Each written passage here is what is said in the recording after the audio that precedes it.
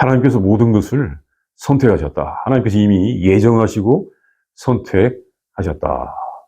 우리가 구원을 받는 것도 하나님의 예정과 선택 가운데 있고, 구원 받지 못함도 이미 예정되어 있고, 심지어 우리가 살아가는 모습도 이미 예정되어 있다. 이렇게 생각하는 경우가 있습니다.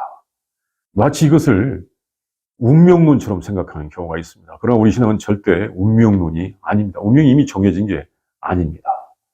요즘 과학이론 가운데 어떤 이 우주가 시뮬레이션이라고 하는 그런 이론이 있어가지고, 마치 이 우주는 이 신들에 의해서 다 이미 조정되고 있다라고 그렇게 생각하면서, 그 이론을 보면 마치 어떤 성경에서 나온 이론처럼 그렇게 생각되기도 하는데 절대 그렇지가 않습니다.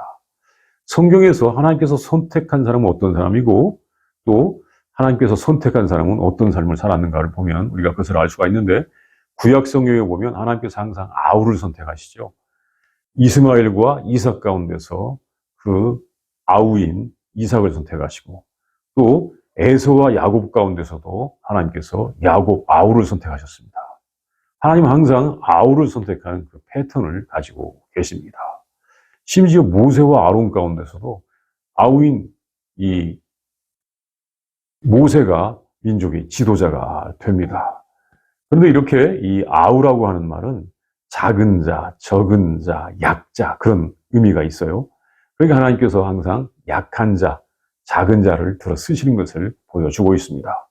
그리고 신약에서는 특별히 하나님의 선택에 대하여 아주 강조하는 분이 있는데 사도 바울입니다. 사도 바울은 자기가 하나님의 선택을 받았다고 여러 차례 이야기를 했습니다. 그런데 이 사도 바울이 어떻게 살았는가, 그 살아가는 모습을 보면 아주 심한 고난을 당했습니다. 영광스러운 삶을 살았다.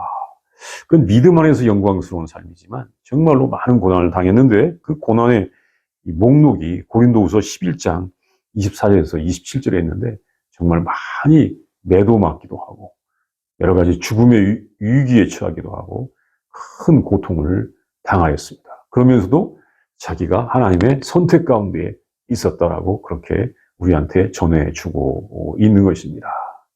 정말 사도 바울은 하나님의 선택을 받아서 큰 고난을 당했는데, 이것이 신약 성경에서 선택받은 사람의 전형적인 모습입니다.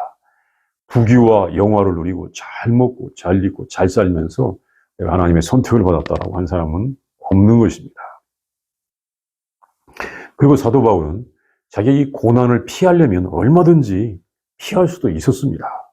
그런데 피하지 않았다는 면에서 그 부르심에 사도 바울이 순종했던 것이고, 또 하나님의 선택받음에 또 자기가 선택을 했던 것입니다. 그러니까 하나님께서 선택한 것도 내가 거기에 순종함으로 이루어지는 것입니다. 이것은 자기의 헌신과 희생과 고난을 자기의 공로로 생각하지 아니하고 하나님의 은혜로 생각하는 큰 믿음의 모습을 보여주었습니다. 이것을 생각하면 하나님께서는 모든 사람을 십자가의 길, 구원의 길로 다 불러주셨습니다. 여기에 순종하는 사람이 있고 순종하지 않는 사람이 있을 뿐인 것입니다.